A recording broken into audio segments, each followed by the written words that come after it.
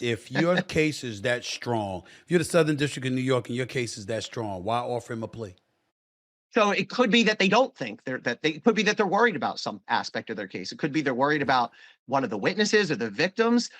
It also could be, look, the reason you offer a plea deal when you have a strong case, especially on the eve of trial, is A, you might be worried about some aspect of your case, or B, you're just trying to, again, cap your risks. You lock in a conviction, you move on to sentencing. And let's keep in mind, there's always a risk, Stephen A., of what we call jury nullification, which means when the jury or a single juror just says, I don't really care what the evidence is, I'm going to vote not guilty. And all you need is one. If you're the defense, right? You need all 12 jurors beyond a reasonable doubt to convict. So you get one person on that panel who says, I don't know, I don't believe some of these victims, or I feel bad for Sean Combs. I feel like he's been railroaded. Racial issues could come into play here. You have a black man sitting at the defense table. So a celebrity, a universally known guy. So my fear going into this as the prosecutors would not so much be of an acquittal. I don't think you're going to get 12-0 not guilty, but you never know. In high profile cases hang. And then that's a win, essentially, for the defense. You can always retry a hung jury, but it's a nightmare for prosecutors.